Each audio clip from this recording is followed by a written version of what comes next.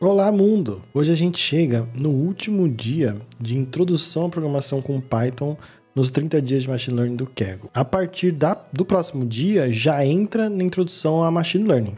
Então fica ligado. Hoje a gente vai falar sobre trabalhando com bibliotecas externas no seu código e também um pouco sobre sobrecarga de operadores.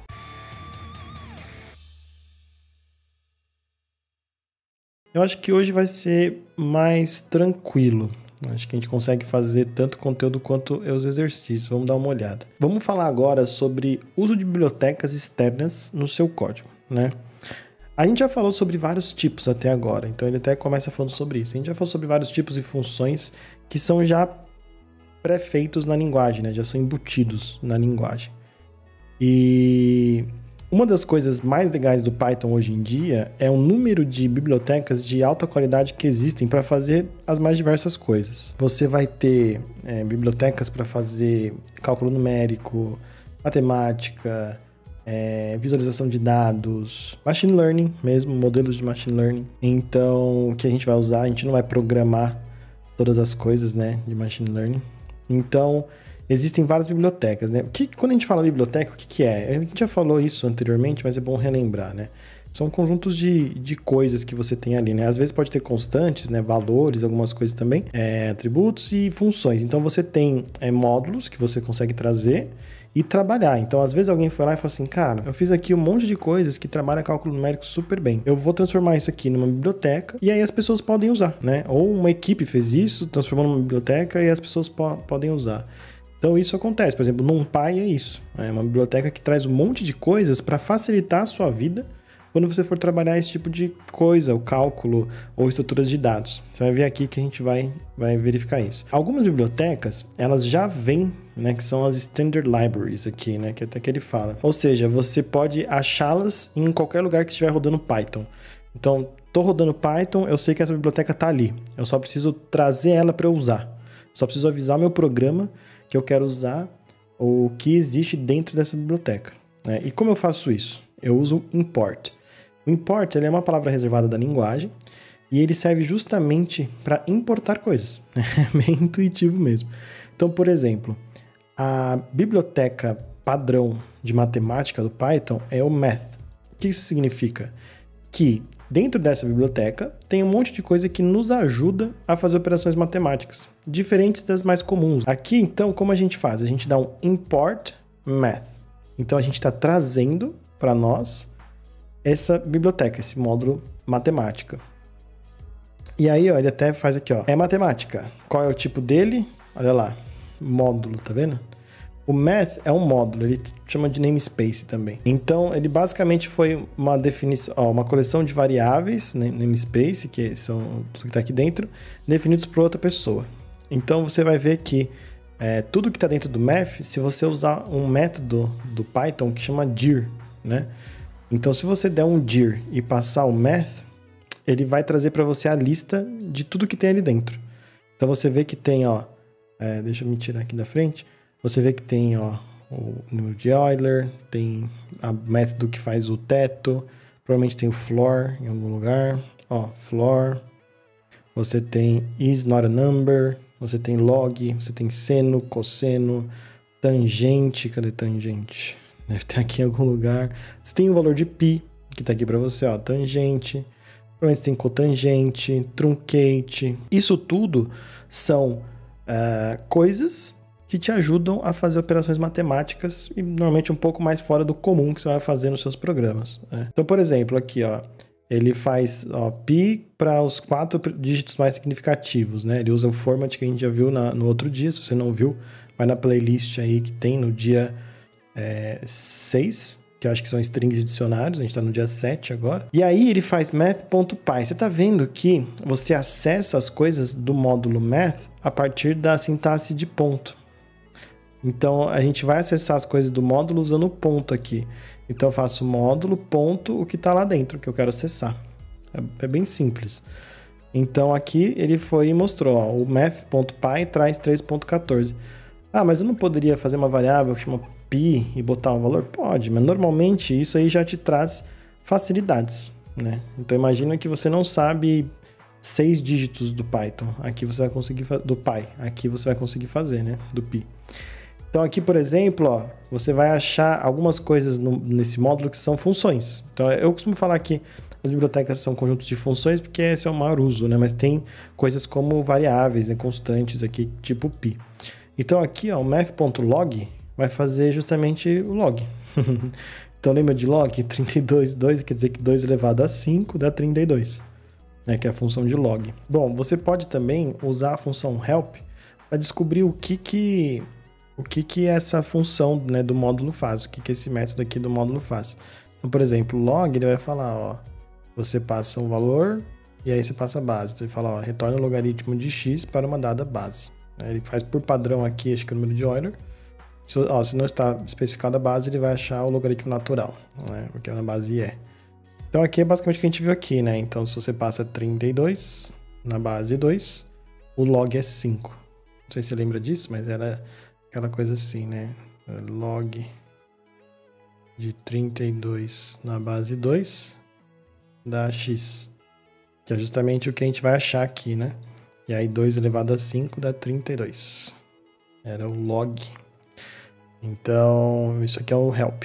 Você também pode usar o help no módulo inteiro, né? Aí, basicamente, ele vai te dar toda a ajuda sobre o módulo. Aqui você vê que tem a referência do módulo, tem um link para você olhar, a descrição, todas as funções, ó, arco cosseno, ó, hiperbólica, hiperbólica inversa, nossa, nem sei falar isso aqui. Arco cosseno, arco tangente, tem um monte de coisa aqui, radians, cosseno, puta, tem aqui, ó, que faz, acho que a conversão, converte o ângulo x de radianos para graus, né? Tem muitas coisas que, fatorial, então você tem olha o tanto de coisa que você tem dentro do módulo de matemática, né? Então esse é um jeito de trabalhar com bibliotecas que você quiser dentro do seu código. Outro jeito de importar essas bibliotecas é usando também um alias. Então, às vezes, é que no caso math já é um nome muito pequenininho, então fazer isso aqui não faz tanto sentido. Mas, às vezes a gente vai ter, por exemplo, NumPy, a gente costuma trazer como NP. Vai facilitar para a gente não ter que ficar digitando NumPy ponto da hora. Então aqui a gente faz importa matemática como MT. Aí agora no meu código eu posso fazer MT ponto alguma coisa.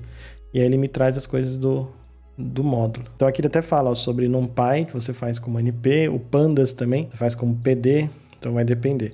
O as é simplesmente um alias, né? Então ele faz um rename, ó, ele fala a mesma coisa que fazer isso. E aí já facilita a nossa vida, né? Então aí ele fala assim, mas não seria legal se a gente pudesse, ao invés de fazer mt ou math.pi toda hora, só falar pi? Dá para fazer isso? Dá. Você pode usar essa sintaxe, ó. De matemática, você usa um from, import tal, importa tudo. O asterisco aqui significa tudo. Então, de matemática importa tudo.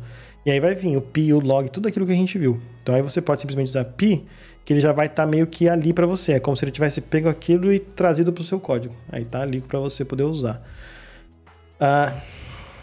Isso é legal, mas ele brinca aqui que alguns puristas não vão gostar de ver você fazendo isso. E talvez eles tenham razão. Por quê? Porque imagina que você faz isso, ó. De math importa tudo. E eu posso fazer vários imports. Eu posso importar várias bibliotecas. Então, de NumPy importa tudo. Tanto NumPy quanto math, eles têm definições de log. Cada um deles tem a sua definição de log. Dentro de math tem uma função lá de log. E dentro do NumPy também tem uma função de log. Quando a gente faz isso, o que acontece é que o log vai ser sobreposto um pelo outro, né? Ele até fala, ó. Esses imports de estrela, né? Star imports, podem às vezes ocasionar problemas e você não vai achar onde eles estão. Você vai falar, caramba, mas eu estou usando a função do math aqui e não está funcionando. Mas é que na verdade você está usando a do NumPy. Então, pelo fato dos dois terem, isso pode dar problema. Então aqui, o que se recomenda é que você faça o uso do from, mas você importe o que você quer usar. Tá, eu quero usar a função log, eu quero usar a constante pi. Então tá, então traz. A função log é a constante pi, não tem problema. É a mesma coisa aqui, ó. Do NumPy eu quero usar o asArray, que é uma função. Funciona. Além de você poder trazer constantes, funções, você também pode trazer módulos de módulos. Então imagina que a pessoa foi lá e criou uma biblioteca de cálculo numérico. E dentro dela, ela tem um monte de funções que sabem fazer muito bem geração de números aleatórios, né? Pseudo-aleatórios. O que acontece? Para organizar o módulo dele, o namespace, ele gerou isso num submódulo. Então ele falou, olha, aqui está minha biblioteca, mas eu tenho um carinha que sabe fazer muito bem coisas sobre geração de números pseudo-aleatórios. Então eu faço aqui um import NumPy. Então eu trouxe o NumPy para mim. Agora é só acessar o namespace, o NumPy, ponto, e posso usar as coisas do NumPy. Só que aí, ó, eu tenho agora o ponto random. O que é o ponto random? Ele tem, ó, ele é um módulo, tá vendo? Eu fiz NumPy, ponto, alguma coisa. O NumPy era um módulo, igual a gente viu lá em cima. Quando a gente importa, ele é um módulo. Aqui, ele também é um módulo, ele é um submódulo. Então eu acesso as coisas que estão aqui dentro, e esse módulo está aqui dentro. Então não tem problema. E aí, ó, ele pode... Aqui você faz o dir, ó, e ele pega só algumas coisas. O dir traz uma lista de tudo que tá ali, né? Ele lista tudo. Aí ele faz um slicing, ó que legal. E aí ele faz o slice começando do menos 15 até o final da lista. Então ele pega os 15 últimos ali e mostra até o final da lista. Então, ó, ele tem um monte de coisa aqui, ó. Seed, Shuffle, Standard, Test, Von Mises... Tem várias coisas aqui. E aí, quando você usa numpy.random, você está acessando o módulo de aleatório, né, de coisas de geração de números pseudo-aleatórios do NumPy. E lá dentro você tem funções, você tem variáveis, como você tem no módulo Py. Não tem problema nenhum. Então, aqui o que ele faz? Ele usa um método que chama randint, que é random integer. E aí você pode passar alguns parâmetros. Um deles é o menor valor, o outro é o maior valor e quantas vezes. Então aqui ele é como se estivesse rodando 10 dados.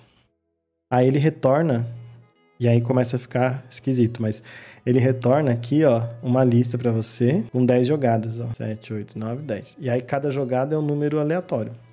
A gente chama de pseudo-aleatório, tá? Mas é um número aleatório. E aí ele fez isso para você. Então eu acessei ele a partir do módulo, depois outro módulo, né, que é um submódulo desse, e aí um método desse cara. Então, sempre pela sintaxe de ponto. E aí eu executei esse método passando os parâmetros que ele espera. Se eu não soubesse quais são, eu poderia usar o help e dar uma olhada em como ele funciona, né? Aí aqui ele já entra numa parte que é all the places you go, all the objects you see. Significa o quê? Que depois de 6 dias, falando de Python, falando de um monte de coisas, a gente já falou sobre objetos. E a gente já entendeu que tem objetos do tipo inteiro, do tipo float, do tipo booleano, do tipo listas, do tipo string e dos tipos dicionário. A gente viu todos esses nesses últimos 6 dias.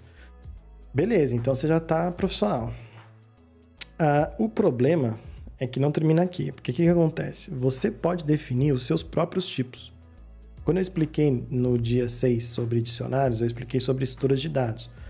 Você pode fazer a sua estrutura de dados. Você pode criar a sua classe. Você pode criar o objeto do seu tipo.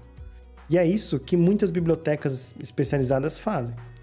Então, quando você está trabalhando, por exemplo, ele dá o exemplo aqui do Matplotlib, né? Que é uma biblioteca gráfica ali que faz visualização de dados. E ele vai fazer plots, ele vai trazer gráficos para você poder pôr dados e pegar um histograma e desenhar esse histograma. E ele faz isso para você.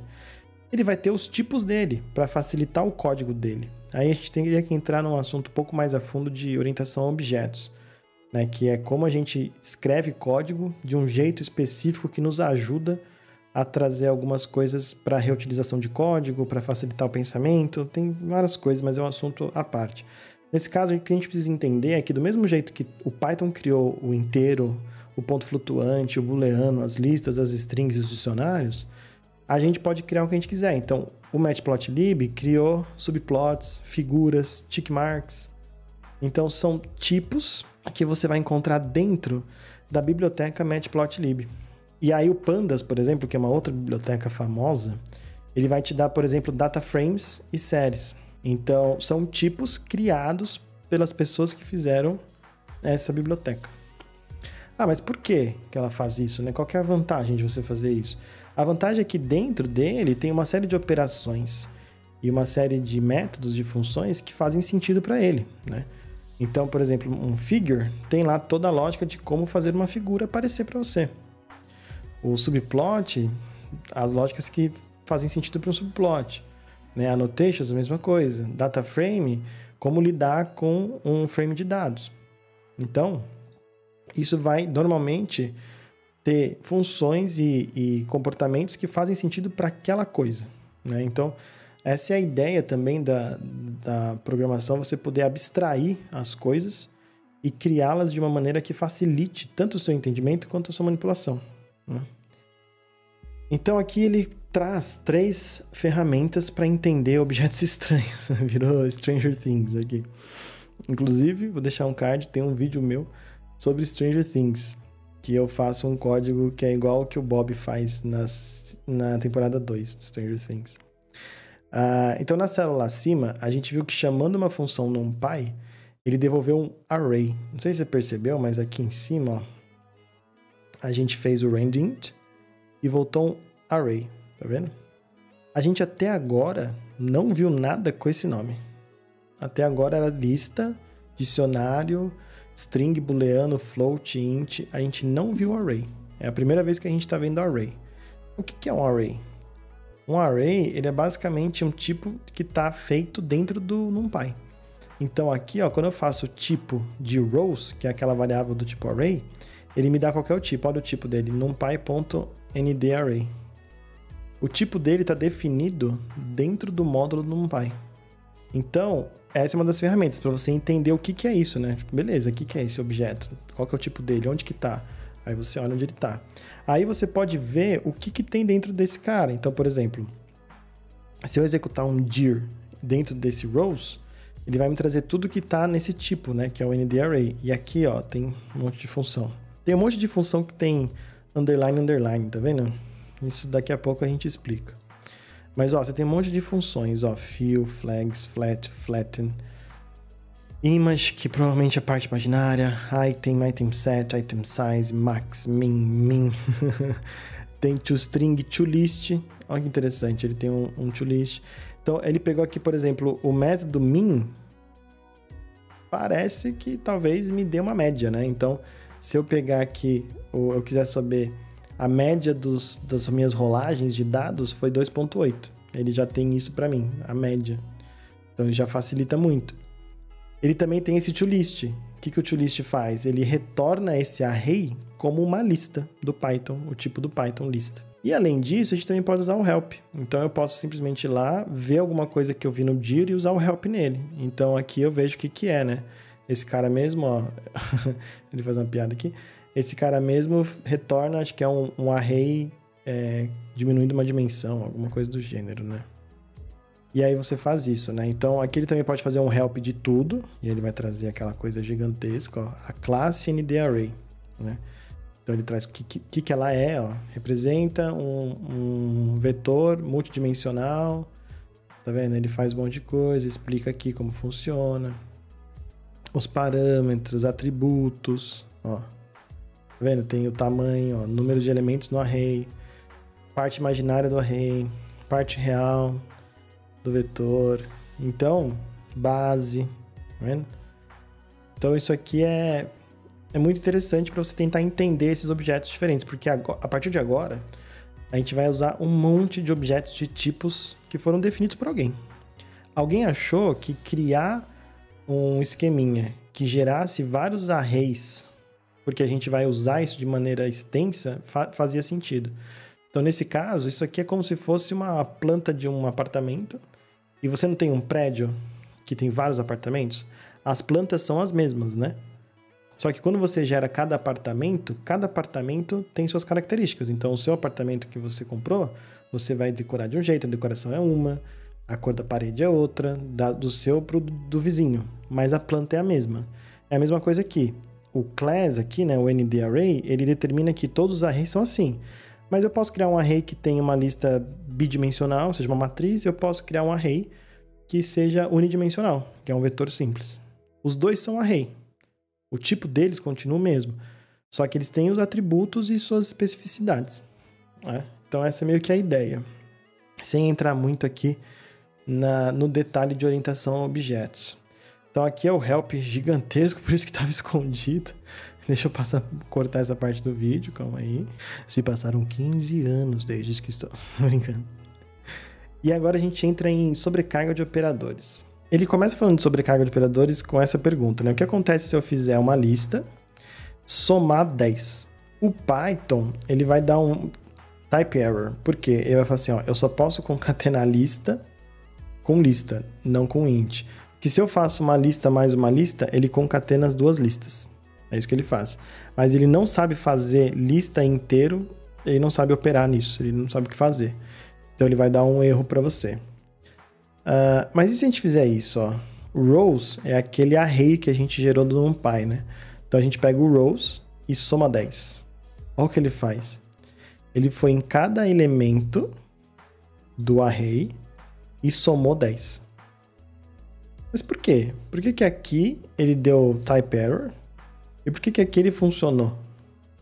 Porque quando a galera que desenvolveu aqui o array, eles pensaram que talvez seja interessante, quando eu fizer mais, eu realmente aplicar essa operação.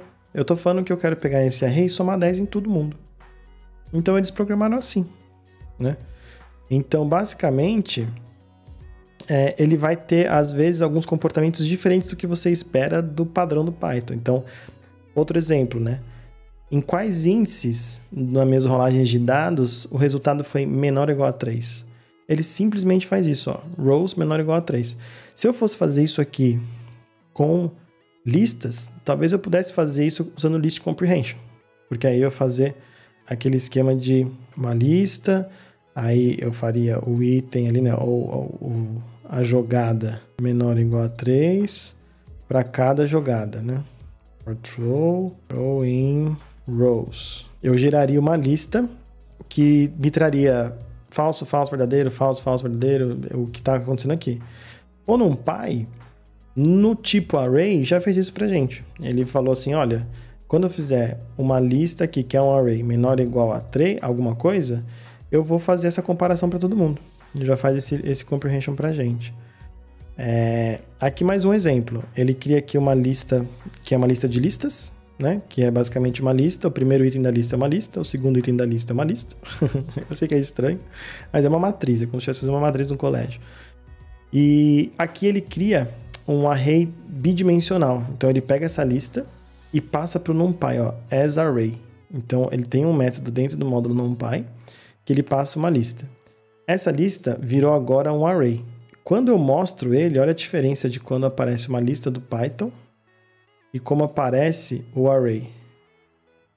Você vê que ele fez aqui, ó, x igual a quebra-linha, e aí ele colocou o x aqui, ó, tá vendo? Então essa linha aqui foi quebrada por ele, barra invertida, né? Barra invertida n. E aí, olha como ele já imprimiu. Ele imprimiu um em cada um, porque ele já percebeu que é um array bidimensional e já imprimiu bonitinho para você. E aí, olha que legal, um jeito que o NumPy criou para você acessar. Então, por exemplo, eu quero acessar esse cara aqui. Lembra em matrizes? Você acessa assim, ó. Olha que doido. Ele pega o último elemento da segunda linha do nosso NumPy array. Então, ele vai pegar aqui a primeira linha e aqui a segunda linha. Então, 1 é a segunda linha, tá aqui, 1. E aqui é um array, né? Aí eu vou lá em -1. Aí eu pego esse cara. Então, esse 1 aqui tá falando da segunda linha. E esse -1 tá falando desse elemento. Ele tem um jeito de acessar arrays bidimensionais que fazem muito sentido quando você faz programação com matrizes. Então isso facilita horrores. Então se eu faço isso no XList, né, que é essa lista padrão do Python, ele vai falar, olha, eu não consigo fazer uma indexação assim porque aqui eu só recebo inteiros ou slicing. Eu não recebo tuplas, porque ele entende que isso aqui é uma tupla. Então isso não vai funcionar. Já no ND-Array funciona. Então ele fala, ó, o ND-Array ele é um tipo que está especializado em lidar com dados multidimensionais. Então ele define sua própria lógica de indexação e faz com que a gente possa usar uma tupla para especificar como a gente quer andar, né, acessar algum dado dentro desse array multidimensional.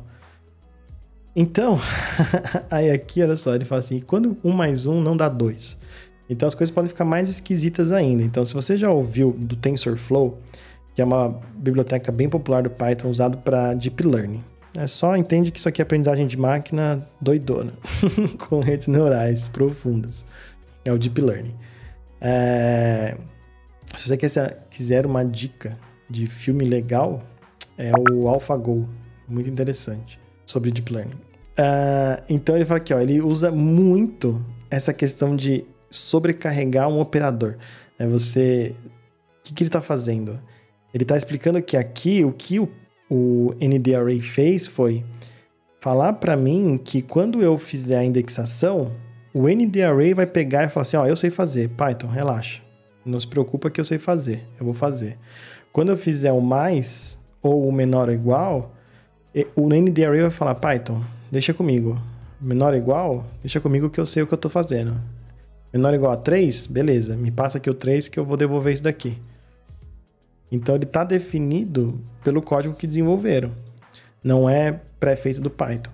E aí a mesma coisa vai acontecer no TensorFlow aqui, ó. Ele importa, ó, TensorFlow como TF. Aí ele faz, ó, cria duas constantes, cada uma com valor 1. Aí você pega A e faz mais B, A mais B. Olha o que ele retorna. Ele retorna um tensor. Aí ele fala, A mais B não é 2. Ele é... Putz, cara, é um resultado de uma operação. Ó, ele não traz o valor do output da operação, mas provê um meio de computar esses valores num TensorFlow, numa sessão de TensorFlow. Cara, isso aqui é muito louco, assim, tipo, depois provavelmente vai entrar em TensorFlow, talvez um pouco, mas o ponto é o seguinte, ele fez com que uma operação que parecia simples, a gente já fez mais assim no Python em várias vezes aqui, a gente concatena strings, quando a gente faz duas strings concatena, quando a gente faz dois números inteiros ele soma, quando a gente faz um ponto flutuante inteiro ele soma, quando a gente faz uma string o inteiro ele não deixa, ele fala que ele só consegue fazer string com string. Então o Python tem uma lógica, mas o que ele fez aqui foi sobrecarregar essa lógica, ele falou assim, deixa que eu sei o que eu estou fazendo. Então quando é um operador do tipo TensorFlow, ele faz uma soma diferente, ele lida com isso do jeito que ele acha que faz sentido. Então aqui ele dá mais exemplos, então olha só que legal. É importante a gente ficar atento para o fato que esse tipo de coisa é possível e as bibliotecas vão fazer isso. Aqui o que ele está falando é que a gente às vezes entender como que os operadores do Python funcionam quando eles estão trabalhando com ints, né, inteiros, strings e listas, não garante que você vai entender imediatamente como que eles estão funcionando, por exemplo, com um tensor no TensorFlow, ou um NDArray do NumPy, ou um dataframe do Pandas. Então, por exemplo, uma vez que você começar a mexer com dataframes do Pandas, você vai ver uma expressão dessa que ele dá aqui, ó, e isso vai parecer super intuitivo uma vez que você estiver mexendo. E aqui ele está usando várias sobrecargas de operadores. Ele está usando aqui igual, maior, esse cara aqui. Ele está falando assim, ó, por que isso funciona? Esse exemplo aqui usa mais ou menos 5 sobrecargas de operadores diferentes. Né? O que cada um desses está fazendo? E pode te ajudar a saber, né, quando você entende o que está acontecendo, ele pode te ajudar a responder o que está acontecendo quando as coisas estão dando errado. Que vai acontecer bastante, pode ter certeza. Então, se você estiver curioso como isso está funcionando, quando a gente fez o dir, né, imprimiu aqui, que mostrou um monte de coisas que tem de listagem ali daquele tipo de objeto, eu te falei até hoje mesmo que a gente tinha aquela coisa com underscore, né? Ó, tá vendo? Tem vários desses, né? Então, isso aqui está super diretamente relacionado a essa sobrecarga. Então, quando os programadores Python eles querem definir como que os operadores têm que lidar nos tipos que eles criam, eles implementam esses métodos especiais do Python, que começam com underscore. Então, por exemplo, ó, LT é less than. Então, eu posso fazer o meu tipo e eu posso falar para ele como eu quero que ele lide com alguém quando for usado um operador menor que. Então, esse daqui, eu estou fazendo aqui, ó, o less than. Estou fazendo isso aqui. Esse daqui eu estou fazendo o igual. Esse daqui é o in. Então, cada um vai trabalhar em cima disso. Então, aqui ele fala, ó, se a expressão x in, uma lista, tá, na verdade, chamando o método contains. Ai, meu Deus. Cliquei sem querer. O método contains, ele é chamado quando o operador in é usado. Por trás, né? Você não vê. Você faz x em alguma coisa. O Python vai pegar a lista e vai fazer contains esse cara. É isso que ele está fazendo, ó. Ele está verificando se 1, 2, 3, né? A lista 1, 2, 3, ponto, contains x. Então, o Python, ele faz essa transformação para você. Então, tem vários desses métodos com sublinha, underscore. Por quê? Porque eles vão fazer com que você consiga customizar e fazer o que você quiser com o seu tipo. Isso é disponível em várias linguagens, tá? Isso não é uma coisa específica do Python. É que o Python tem essa sintaxe mais limpa, mais focada em legibilidade, né? Que é uma coisa muito bonita. E só que uma vez que você entende o que está acontecendo por trás, você consegue controlar praticamente tudo que você quiser. Então, o conteúdo é basicamente esse hoje. Eu vou ver aqui os exercícios para ver o que a gente pode fazer para treinar um pouco. Porque amanhã a gente tem que preparar já para começar a introdução a Machine Learning.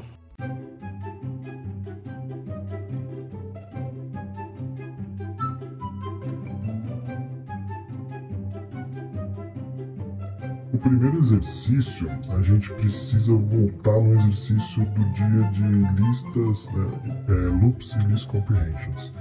Vou tentar só posicionar melhor aqui. Então aqui são o número de jogadas e aqui o saldo. Começou com 200, tadinho do Jimmy. Então, na verdade, como você percebe, ele teve um pouquinho de... vai sair a solução. O conteúdo de hoje foi esse. A gente viu aqui como a gente trabalha com bibliotecas externas no nosso código. Obrigado por assistir. Até mais.